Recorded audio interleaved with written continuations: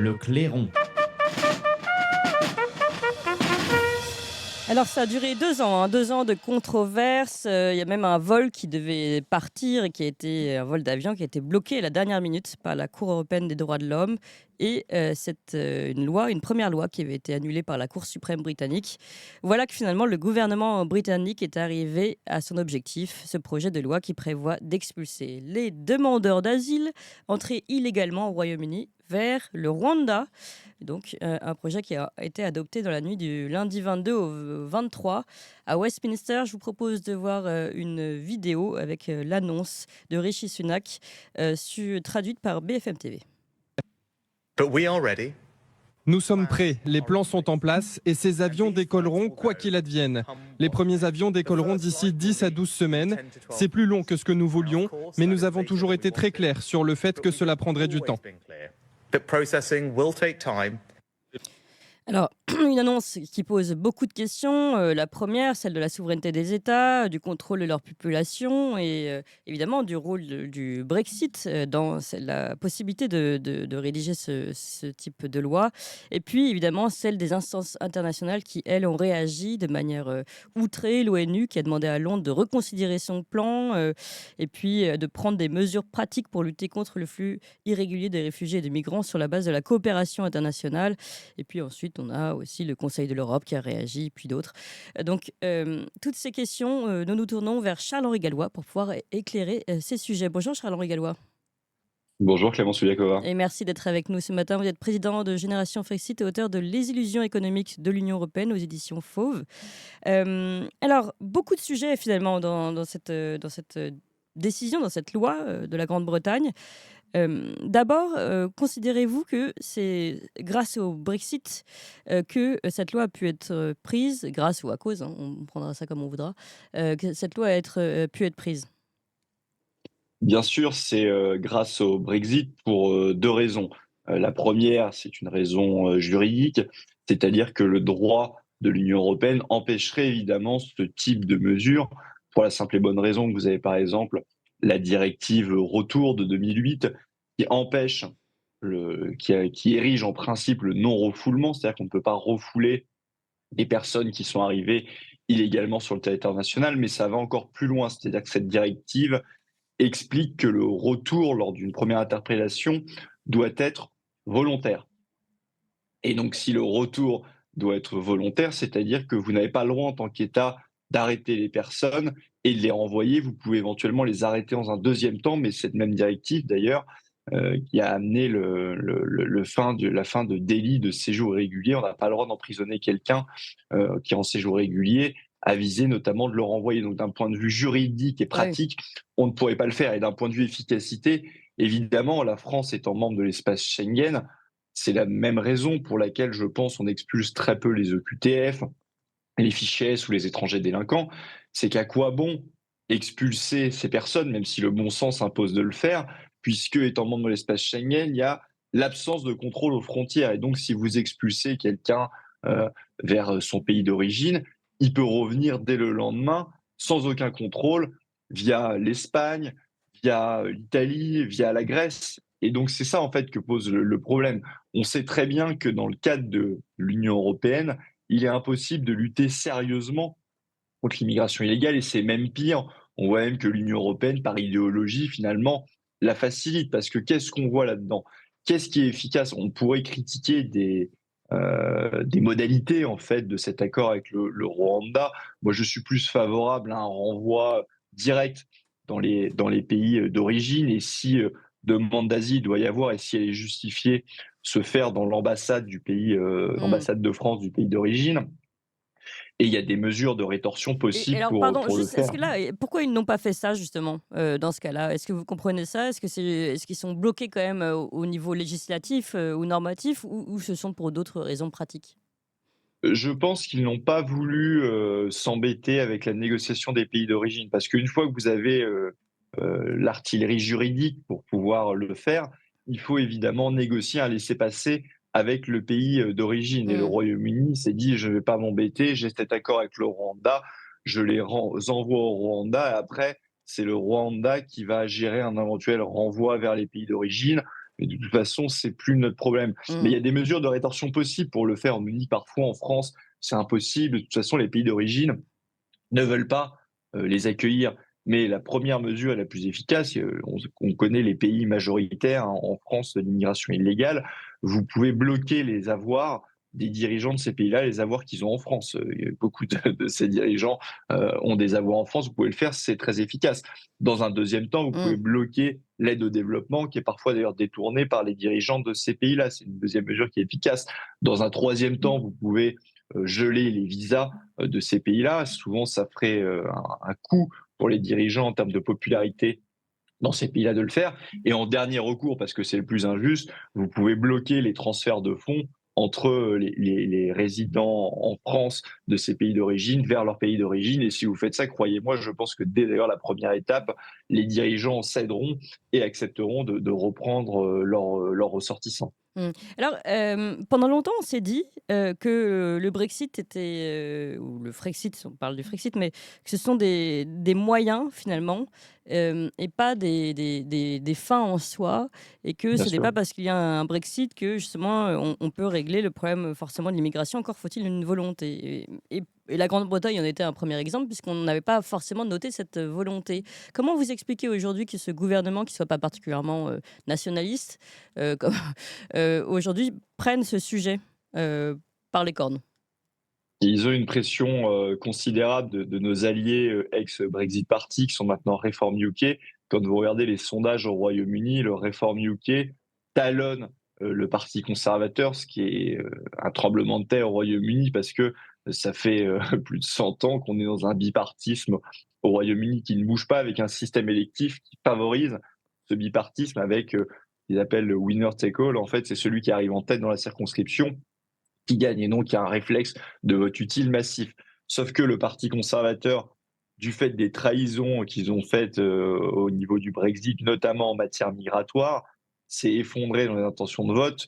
Il est quasiment acquis que c'est le Parti travailliste qui va gagner. Et dans ces cartes qui sont rebalancées, le Reform UK ne cesse de monter en défendant justement notamment une politique migratoire qui soit bien plus ferme, parce que si le Royaume-Uni hors de l'Union européenne, si ce n'est la question spécifique de la Cour européenne des droits de l'homme, dont ils Oui. songent d'ailleurs à sortir Ah à, oui. à toutes les armes juridiques pour arrêter l'immigration illégale, pour réduire même drastiquement l'immigration légale, qui est un autre problème là-bas.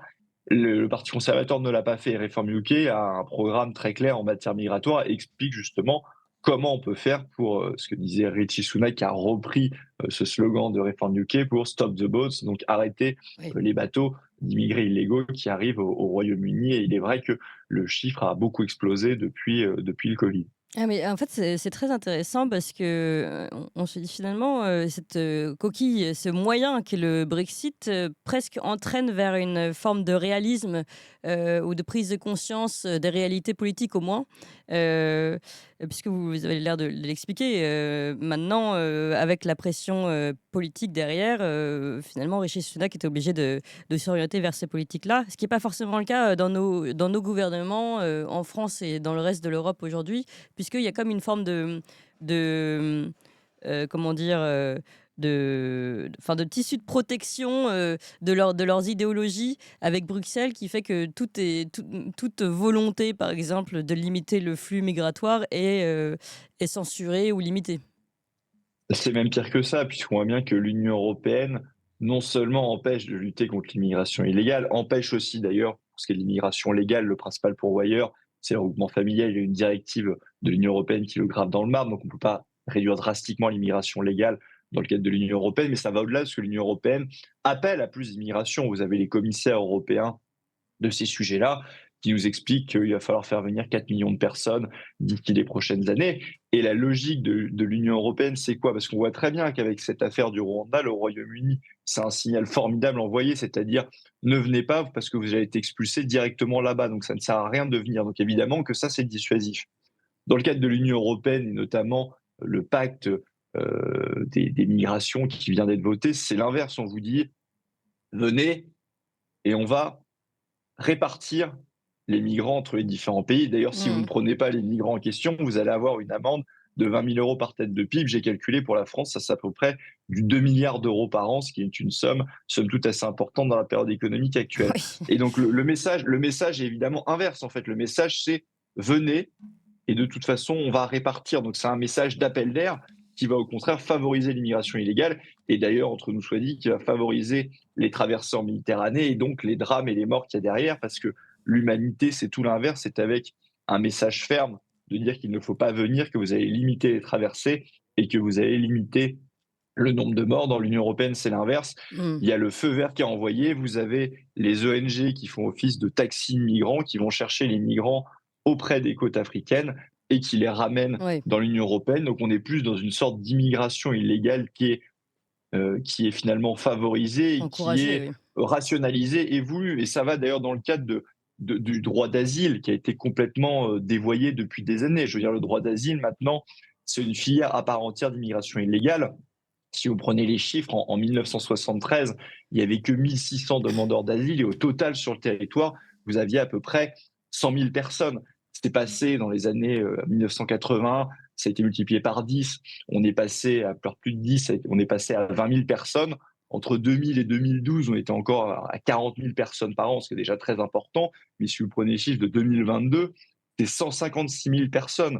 Donc on n'est plus du tout dans un droit d'asile exceptionnel. La plupart des demandeurs d'asile, d'ailleurs, ne viennent pas de Oui. pays en guerre ou dangereux. On est dans une filière d'immigration illégale à part entière qu'on fait passer pour légale via ce phénomène du droit d'asile qui, je le répète, a été complètement dévoyé. Toute cette affaire du Rwanda, je permets de le dire, cible justement les demandeurs d'asile. Or, les demandeurs d'asile, comme je le dis, déjà en France, il va y avoir une expulsion immédiate vers le pays d'origine et exiger que toute demande d'asile soit faite dans l'ambassade de France du pays d'origine. Mais bien entendu, l'Union européenne impose cela et l'Union européenne, de toute façon, a la main sur la politique migratoire depuis au moins le traité d'Amsterdam. Mm. Et c'est très spécifique dans les traités de l'Union européenne. Oui. Vous voyez que le droit d'asile et les politiques migratoires sont des politiques de l'Union européenne et que le droit d'asile doit être harmonisé au niveau de l'Union européenne. Donc la France ne peut pas décider seule d'appliquer cette mesure de bon sens. Je précise que demandeur d'asile, finalement, c'est migrant illégal, hein. Avant, on disait ça comme ça, et maintenant, on trouve un terme plus positif. Alors justement, deux choses importantes. Vous parlez de l'Union européenne. On a compris donc les possibilités de la Grande-Bretagne depuis qu'elle s'est dégagée de l'Union européenne. Mais vous parliez tout à l'heure de la CEDH, et je le disais en introduction, un vol d'avion a été bloqué à la dernière minute par la CEDH. La CEDH, la Grande-Bretagne reste liée à la CEDH, comme à l'ONU d'une certaine façon. Donc, que faire finalement quand on est un pays? Est-ce que sortir de l'Union européenne libère de toutes les contraintes? Pas forcément. Disons que la CEDH, un État ne peut ne pas les appliquer. Le problème, c'est quand sa propre juridiction applique des jurisprudences de la CEDH. C'est pour ça que Reform UK, par exemple, propose de sortir la CEDH et une partie des conservateurs commence à dire qu'il faudrait sortir la CEDH. J'ai lu, il me semble que Boris Johnson n'excluait pas non plus de le faire. Donc on voit que le débat mûrit de ce côté-là. Oui.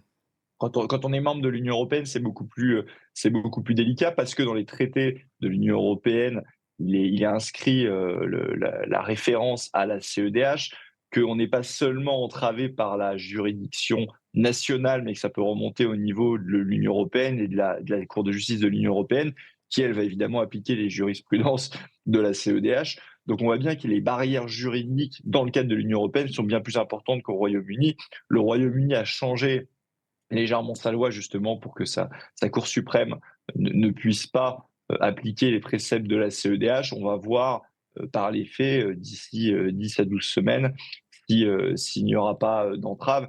Et je pense que s'il y avait des entraves, le Royaume-Uni étant redevenu un pays souverain avec les débats d'un pays souverain, la question Oui. de la sortie de la CEDH se posera très clairement au Royaume-Uni, en tout cas tant que le Parti conservateur est encore au pouvoir. Alors, justement, on arrive à ma question finale, Charles-Henri Gallois. Je vous l'ai répété plusieurs fois, mais il faut dire que j'en étais convaincue jusqu'à maintenant. Donc, comme j'ai dit, il semblait que tout ce qui était Brexit, Frexit, etc., n'était qu'une une modalité pour accéder à une souveraineté, mais que la souveraineté se prenait par les politiques et non par cette modalité. Or, vous l'avez dit vous-même là, grâce à ce Brexit, il y a des débats qui sont les débats d'un pays souverain et donc qui provoquent eux-mêmes ce retour d'une politique souveraine. Finalement, peut-être nous sommes-nous trompés et le Brexit n'est peut-être pas qu'un moyen, mais aussi finalement une véritable première marche pour retrouver cette souveraineté, puisqu'elle permet aussi de réfléchir en pays souverain. C'est de toute façon les deux. Moi, j'ai toujours dit que la sortie de l'Union européenne était une condition nécessaire, mais qui n'était pas suffisante. Il faut sortir de l'Union européenne pour retrouver les outils juridiques et les marges de manœuvre. Et après, évidemment, que c'est une question de volonté politique.